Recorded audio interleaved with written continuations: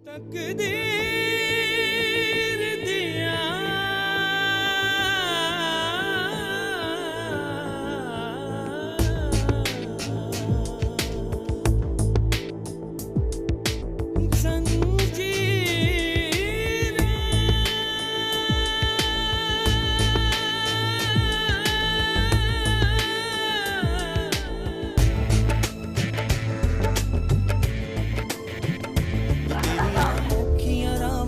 वे मैं आवा मेरे आ सोने यार वे मैं कमली आया वे तेरी उच्ची है सरकार मैं कमली हाँ कमली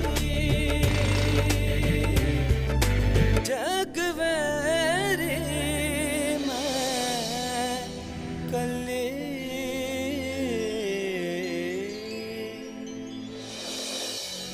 चंद घड़ी इसके पास सुकून लेने के लिए आता हूँ और ये बड़े आराम से फरमा देती है, अकरम साहब मेरी तबीयत ठीक नहीं है। मुझे बाबा जान से टकराना पड़ा, वो किसी के उकसाने पर नहीं होगा बल्कि मेरी अपनी रजामंदी से होगा, समझे तुम? आंटी जान, मैं सब ऊंच नीच जानती हूँ, बस इसको तब तक रख ले जब तक इसे होश नहीं आ जाता। और जिस किसी ने भी तुम्हें यहाँ भेजा उसका तो पता चल ही जाएगा हमें, मगर उस वक्त तक तुम यहां से निकल नहीं सकती जब तक हम इजाजत ना दें।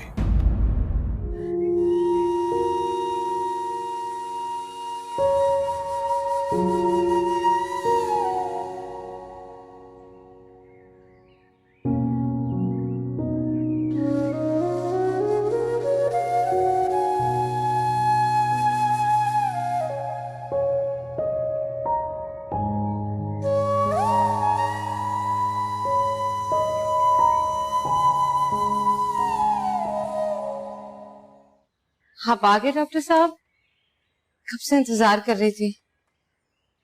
लगता है रात भर तन्हा जागी हो। मैं तो जागती रही हूँ लेकिन मरीज नहीं जागा। देखिए तो कैसे मजे से सो रहा है, जैसे सारे काम निपटा के आया हो।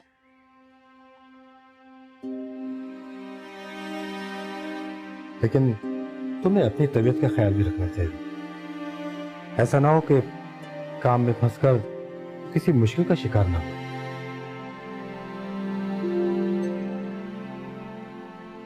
वैसे भी तुम अपनी आंटी जान को तो जानती।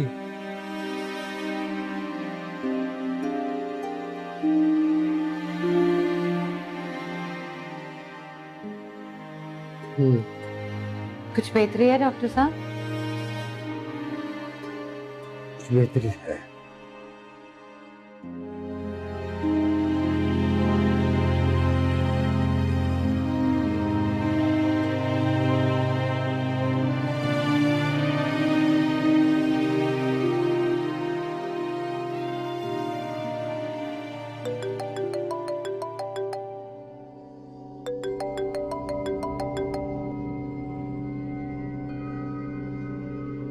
हेलो स्वीटहार्ट, दिल घबरा रहा था, परेशानी लगी हुई थी कि तुम पहुंची हो कि नहीं। पहुंच गई हूँ, और कुछ? बस अब मेरे दिल को इत्मीनान है कि तुम खैरियत से पहुंच गई। तुम्हें इतनी फिक्र क्यों होने लगी मेरी? अरे मेरी जान, तुम जब गुस्से से हवेली मुराद से निकलकर माड़ी की तरफ जाती हो तो डर लगता। मैंने तुमसे मांगा ही क्या, बस एक छोटी सी ख्वाहिश का इजहार ही तो किया था। तुम्हारी ख्वाहिशात दिन ब दिन बढ़ती जा रही हैं जावेद, और मेरे घर वाले तुम्हारी ख्वाहिशात को पूरा करने के लिए नहीं हैं। अरे मैंने तुमसे मांगा ही क्या है, बस इतना ही तो बोला है कि अपने मामू सरकार से थोड़ा सा मेरा ख्याल रखने के लिए बोल दो। जैसा तुम चाहते हो वो नहीं हो सकता, कभी नहीं। फिर अम्मी सरकार से कहना कि आपका दामाद आपको बहुत याद करता है और इस बार कोई अच्छा सा तोहफा भेजना। बाकी मैं चाचा सरकार से खुद ले लूंगा। देखो जावेद, मुझे ना फजूल बातें करने का शौक है और ना ही सुनने का। तो आपके लिए बेहतर है कि आप अपनी हद पार ना करें। मेरे घर वालों ने तुम्हारे साथ मेरी शादी इसलिए नहीं की कि वो तुम्हारे पूरे खानदान की जिम्मेदारी उठाए। अच्छा, मान ली तुम्हारी बात, बस खुश? हाँ चलो शाबाश। अब गुस्सा छोड़ दो, मेरी प्यारी बीवी बनकर मेरा पैगाम मेरी प्यारी अम्मी सरकार को दे दो।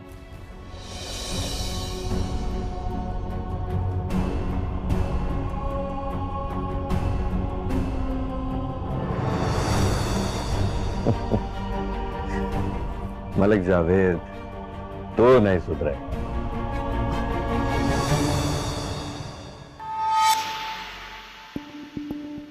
कुछ ज्यादा ही देर हो गई है माँ बेटी की मीटिंग को।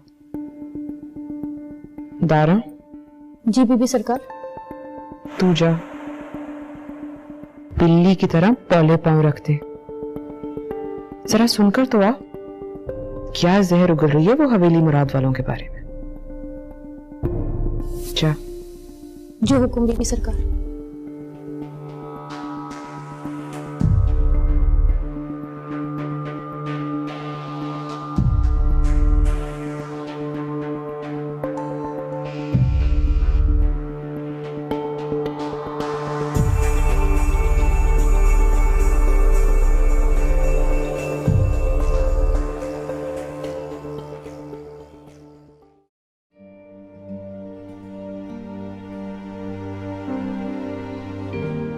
ये घर में रखने वाला मरीज नहीं है रागी, इसकी हालत ठीक नहीं है। डॉक्टर भी यही कहकर गया है। किसी गैर के लिए अपने आप को मुसीबत में डालने की भला क्या जरूरत है? और फिर ये है कौन तेरा? कोई होता मेरा तो आज यहां खड़ी होती कोठे पे। देख रही हूं रात से तेरी जबान बड़ी चलने लगी। बस कर ये नाटक और जाके तैयार हो, रात को महफिल नहीं करनी क्या?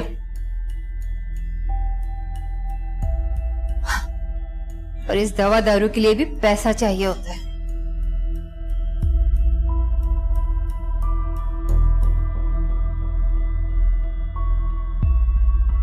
कल रात भी तूने उसे नाराज करके भेजा, आज वो फिर आ रहा। याद रहे, गुस्से का बहुत तेज है।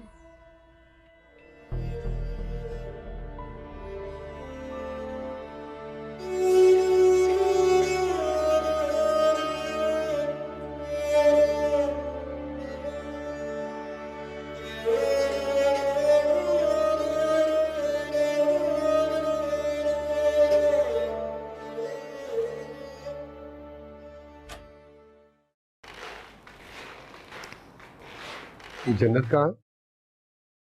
बड़ी सरकार के कमरे में बैठी है जी। जन्नत, जन्नत, जन्नत। मामू सरकार, अस्सलाम वालेकुम। अस्सलाम वालेकुम। कैसे हैं आप? आपको पता है मैं कब से आपका इंतजार कर रही थी, कहाँ थे आप? चल, हो गया शुरू ड्रामा मामू भांजी का। अरे मेरे बच्चे बस वो जमीनों के कुछ चक्कर थे, उसमें फंसा हुआ। और मुझे अगर पता होता कि तुम आ रही हो तो भला मैं घर से जाता कहीं, बल्कि तुम्हें रिसीव कर। मैंने सोचा मैं आपको सरप्राइज दूं। आप मुझे ये बताएं, कैसा लगा आपको मेरा सरप्राइज? अरे बहुत अच्छा लगा, बहुत ही अच्छा लगा। मगर जब तुम इस तरह अचानक आती हो ना मुझसे, तो एक अजीब सी परेशानी होना शुरू हो जाती है। बस यही फिक्र लग जाती है कि तुम जावेद ठीक है? वो ठीक है मामू सरकार, वो बस मुझे आपकी याद आई तो मैं यहाँ चली आई। अच्छा, बहुत अच्छा, क्योंकि जब तुम माड़ी में आती हो तो यहाँ जिंदगी आ जाती है, और मेरी तो सारी रूटीन बदल जाती। अब आई हो तो रात का खाना खाए बगैर नहीं रहते, और मंगाते हैं तुम्हारा वही फेवरेट चाइनीज शहर से। हम स्टडी में हैं, हाँ बेटा।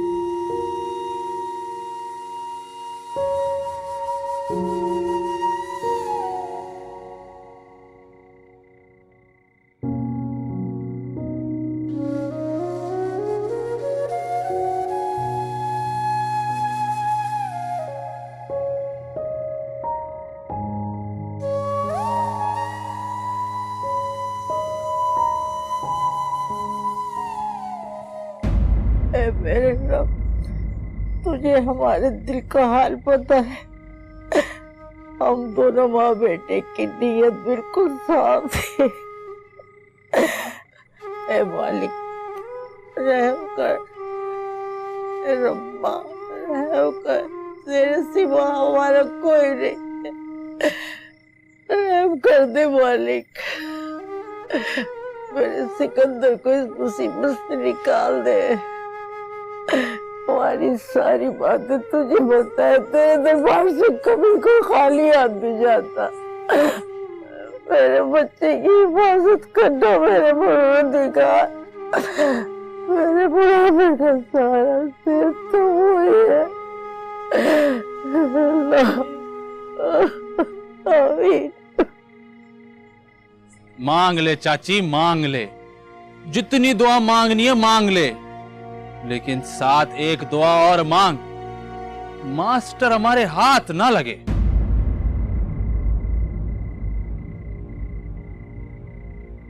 वे असलम पुत्रा, अल्लाह ताला भी इंसान की नादानियों को माफ कर देता। अगर हम एक दूसरे को माफ नहीं करेंगे तो अल्लाह ताला से कैसे उम्मीद करेंगे कि वो हमारे गुनाहों को माफ कर देगा। और बस कर चाची, बस कर। और इतनी तरबियत तू अपने बेटे की करती ना तो उसकी जान की भीख नहीं मांग रही होती। तूने और तेरे बेटे ने जो सारे पिंड में हमारी नाक कटवाई है ना, इसकी सजा तो मिलेगी। अभी भी बता दे जुलेखा और मास्टर कहाँ हैं? मैं तुझे तेरे बुढ़ापे का सारा वापस कर दूंगा। ओ असलम बा, तुझे और पूरे पिंड को चाची और मैं समझा समझा के थक गए कि हमें उन दोनों की कोई खबर नहीं। अगर खबर होती तो उन दोनों को लेकर आ जाते। आखिर कौन चाहता था कि इतनी बदनामी हो?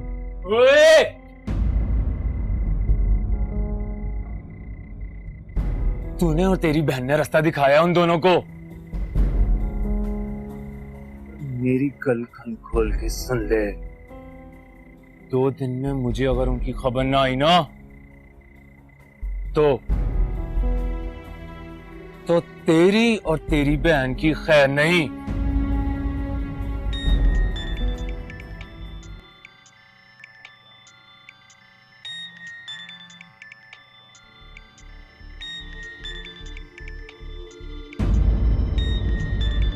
भाया, इसकी शक्ल तो कहती है कि ये सिकंदरी की कॉल है।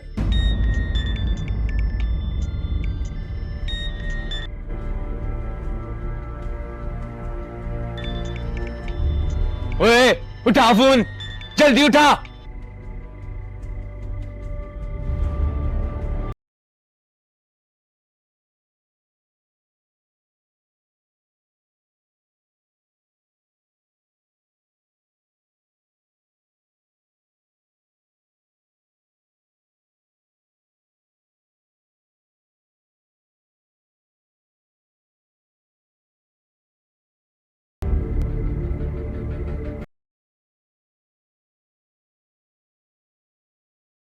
माफ करना असलम बा।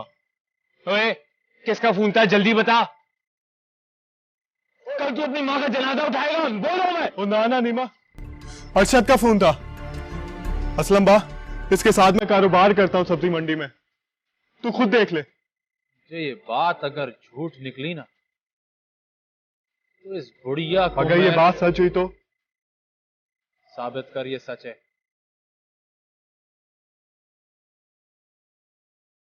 हेलो हेलो हेलो अरशद, मैं करता हूँ कॉल तुझे।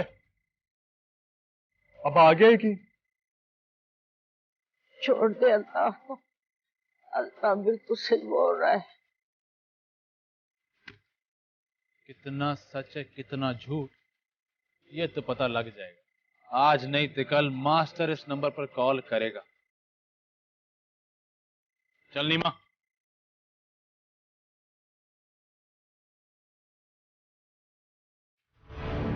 चाची तो सही तो है ना? पुत्र जिसका एक ही सहारा हो और उसकी खबर भी ना हो, वो माँ किस हाल में होगी। मैं तो बस एक ही दुआ करती हूँ कि वो जहाँ भी हो अल्लाह उसे अपनी हिफ्ज़-ओ-मान में रखे। चाची रब ने तेरी सुन ली है। फोन सिकंदर का ही था। रब रखा बेटा, पहले तो मैं तुझसे एक ही दुआ करती थी कि मेरा एक बेटे की खबर रख, उसको अपने हिफ्ज़-ओ-मान में रख। अब मैं तुझसे दुआ करती मेरे इन दोनों बेटों की हिफाजत तेरे ही हाथ में है परवरदिगार। इनकी हिफाजत करना मेरे मौला।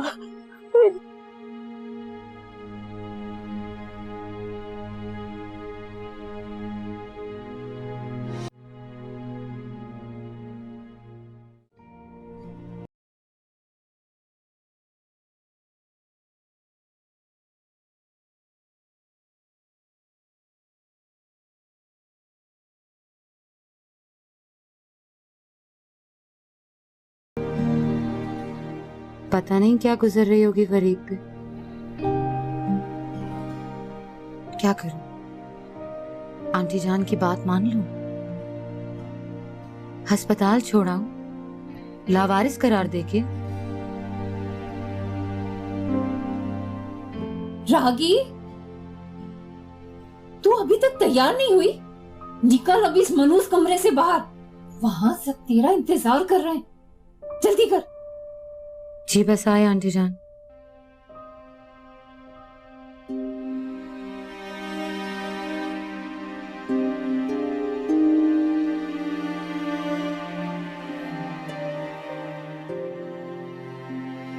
उस्ताद जी, मैं जितनी देर महफिल में बैठूंगी आप मरीज के पास से नहीं हिलेंगे, और कोई परेशानी की बात हुई तो दरवाजे पे आके खड़े हो जाइए, मैं समझ जाऊंगी।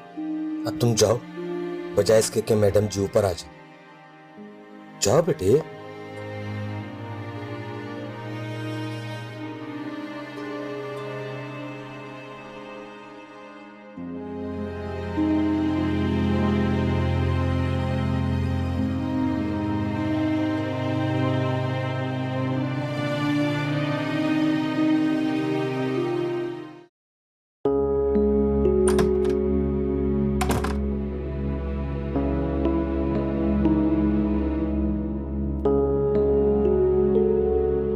उठ, खा मर ले। अच्छी खासी तगड़ी हो गई है, अब पलंग पे से उठने की कर। ऐसा ना और लात मार के उठाना पड़े तुझे। साथ की मंगती और झूले बादशाहों की सेजों पर। मौसी भूख नहीं है, उठा ले खाना। और शक्ल से तो तू 7 जमानों की भूखी लगती है, और नखरा तो देखो जैसे बेगम हो माड़ी की। उठ खा ले, अब सुल्तान सरकार तो तुझे आके खिलाने से रहे। बहुत जात ना हो तो बहाने कैसे मारती है। और हाँ, एक बात सुन ले मेरी, अब अगर भूल के भी तूने सरकार साहब की तस्वीर की तरफ देखा ना, तो तेरी आंखें निकाल के तेरे हाथ पे रख दूंगी।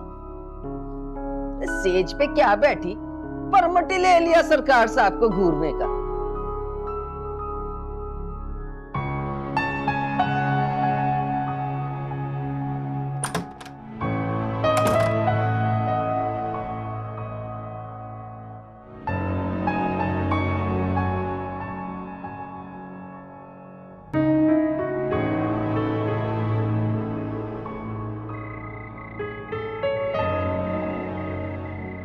ना मैयत ना कबर, और खबर भी है कि वो जिंदी है कि मर गई। जब तक उसकी मैयत इन 2 आंखों से ना देख लूं ना, और मेरे कलेजे को चैन नहीं मिलने वाला। वे अच्छू और ढूंढ उसकी कबर, और ना मिले ना तो उसे ढूंढ के गाड़ दे उसमें, वरना मैं क्या मुंह दिखाऊंगी अपने मरे हुए अब्बे को। जवान भरा मांग और वो प्यो, और सबके सब वेले हो तुम लोग। कितनी गोलियां चलाई थी तूने? वो चाची कितनी बार बताऊं, गोली मैंने एक ही चलाई थी और वो सिकंदर को लगी भी, पर वो कल्ला ही था वहां पर। अम्मा ये तो अब्बा हमें वहां से ऐसे ले आया, वरना तू इस तरह पर चीख नहीं रही होती। और तुझे कितनी दफा बताया कि खोजी लगाए पीछे, वो लग पता जाएगा। और तुम सब के सब ना अपने पियो की तरफ तो गए हो, किसी काम के नहीं हो तुम लोग। ओ अम्मा,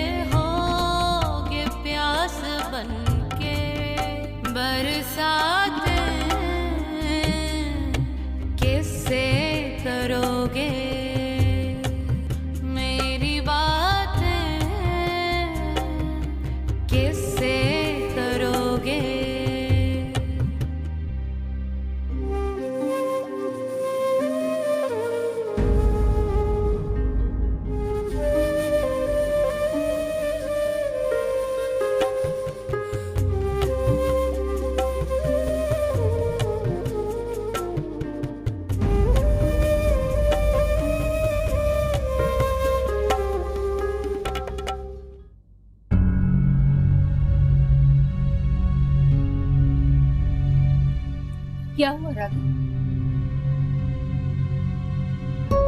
क्या आज फिर बहुत दर्द हो रहा है?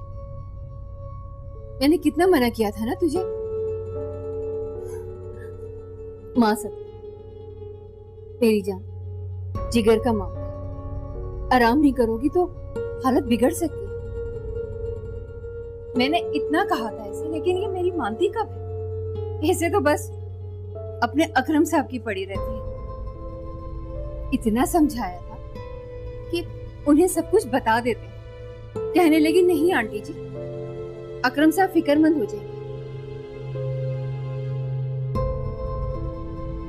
जरीना, मुझे लगता है तो मेरी राखी का ख्याल नहीं रखती।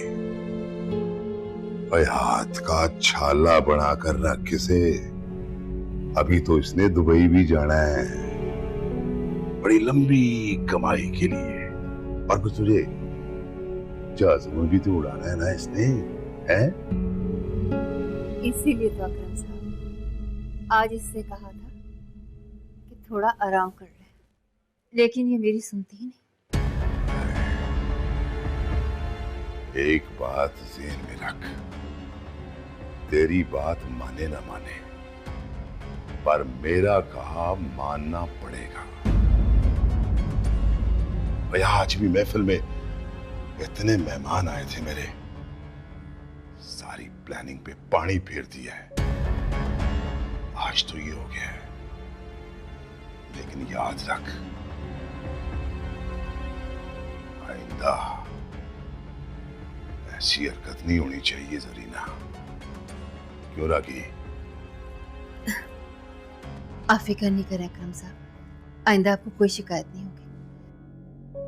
चल मेरी जान, अब तो चल के आराम कर ले। चल ठीक है रागी, जा जा जाके आराम कर, ठीक कहती है तेरी आंटी।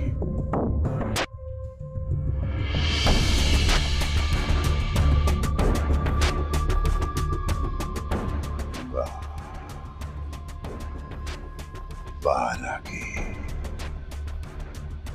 एक बार काम हो जाने दे मेरा, फिर देख अकरम क्या करता है।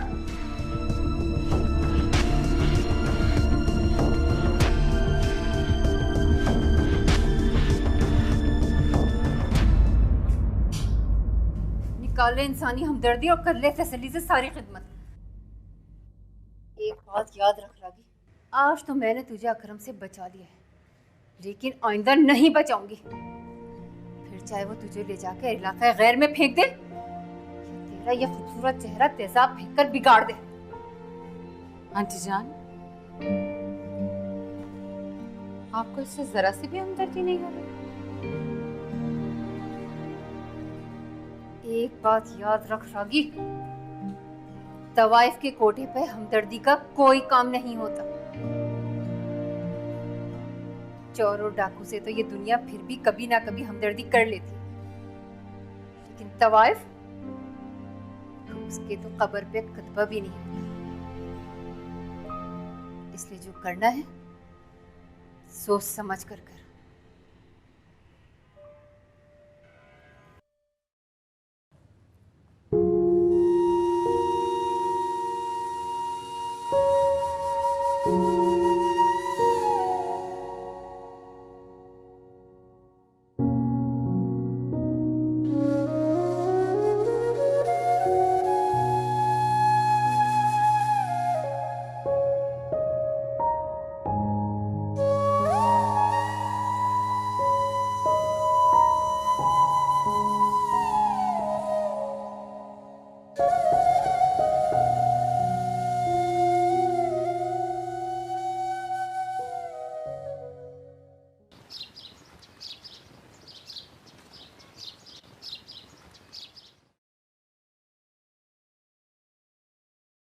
अब आपके क्या हाल हैं जुलेखा बीबी?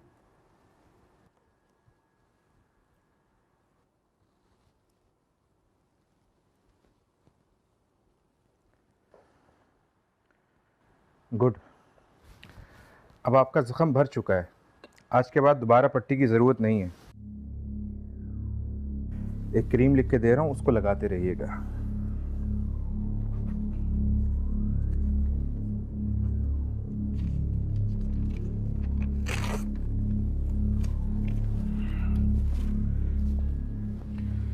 कुछ दिनों बाद जब आप चाहें अपने घर जा सकती हैं।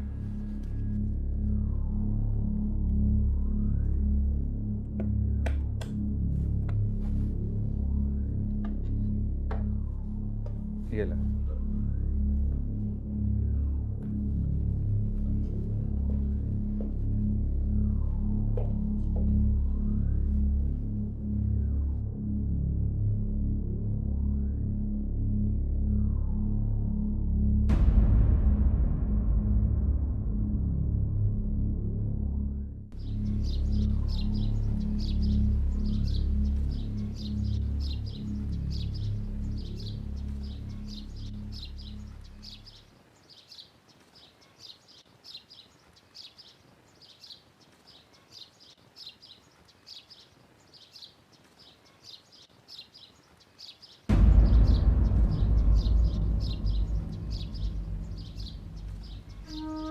मालिक का करम है, खुराक चल निकला है।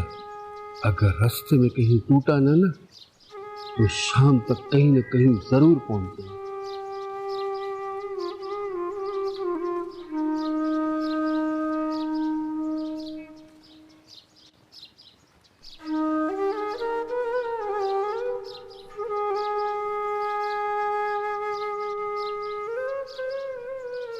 अब्बा तू भी दुआ कर, सुना है बाप की दुआ में बड़ा असर।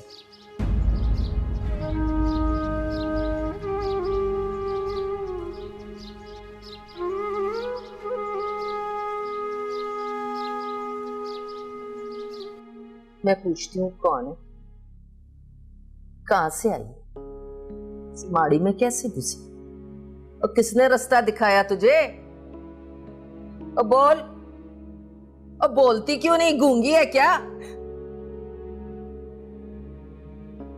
उठ उठ, सूचे पलंग से, बहुत दिन तोड़ लिया मालिकों की मेहरबानी से।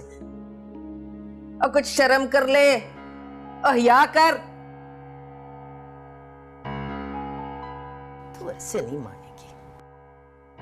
चल चल, तुझे सरकार के सामने पेश कर, तो खुद सब कुछ बकेगी। उतर, चल चल।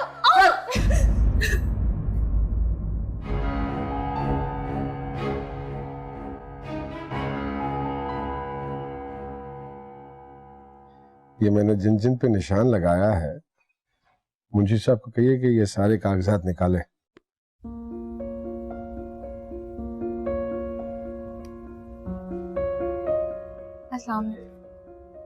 अस्सलाम वालेकुम। वालेकुम अस्सलाम। कैसा है मेरा बच्चा? मैं ठीक हूँ। खुदा का खौफ करें मामू सरकार। हर वक्त जमीनों के मामलात, कोर्ट कचहरी और दूसरों के झगड़े सुलझाने में पड़े रहते हैं आप थकते नहीं हैं? कभी तो अपनी आराम और सेहत का ख्याल रखा करें। मेरे ख्याल, मेरे आराम कुछ जो तुम्हारी बड़ी फिक्र है। मुझे ऐसे लगता है जैसे तुम जावेद के साथ शादी, तुम खुश नहीं हो। मेरे सामने जाहिर करती हो खुशी, लेकिन अंदर से उदास। ये उदासी तो ख्वामखा है। आप मुझे ये बताएं, क्या आप अंदर से उदास नहीं हैं? मेरे अंदर की उदासी कब आई, कहां से आई, और क्यों आके ठहर गई, और मैंने इसे क्यों जरखेज बना दिया, वो बात अलग है। और वो बात तुम अच्छी तरह से जानती हो। पता नहीं क्यों मुझे लगता है कि हमने गलत फैसला किया, बिल्कुल गलत फैसला किया, और चाहते हुए भी मैं इस दुख का मुदावा नहीं कर पा रहा।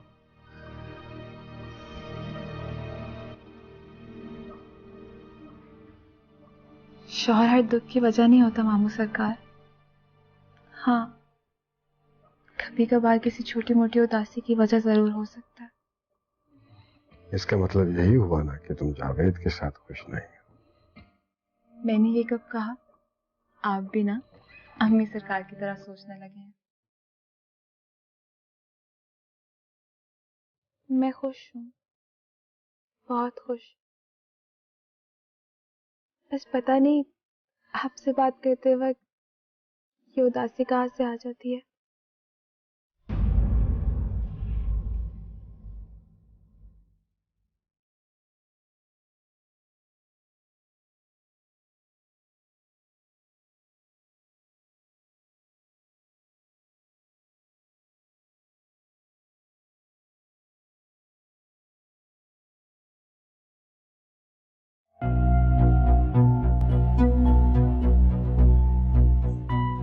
ओ, तू चलती है या बुलाऊं वर्दी वालों को? और मुझे तो तुझ पे पहले ही शक था, पर सरकार की खुदा तरसी ने मेरे हाथ बांध दिए थे। उठ उठ, चल चल, बहुत हो गया, चल। वो अभी वक्त है, चुपके से बता दे क्यों आई है? नूरपुर वालों ने तुझे क्यों भेजा है इधर माड़ी में? सरकार साहब को नुकसान पहुंचाने के लिए? खिदर सरकार पे मुद्दा डालने के लिए, उन्हें जेल भिजवाने के लिए हैं? और बता, तू ऐसे नहीं बताएगी। चल चल।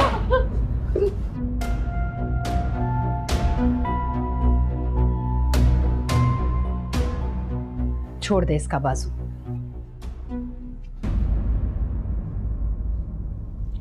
अभी इसका वक्त नहीं आया भाग भरी। निकुड़िए, ये हकीकत अपने दिमाग में भर ले। माड़ी वाले अगर पनाह देना जानते हैं तो सच उगलवाना भी आता है इन्हें। जब चाहेंगे तेरे पेट से निकलवा लेंगे सारा छुपा हुआ भेद। जितना जोर लगाना है लगा ले।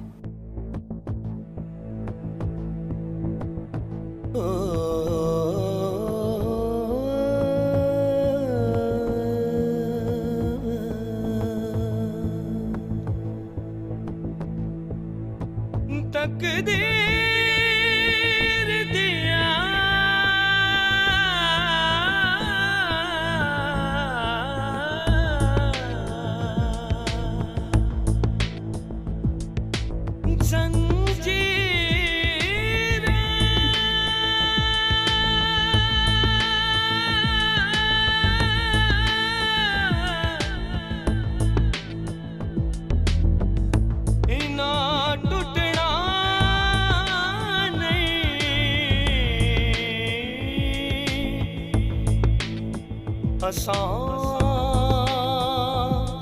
टूट जाना।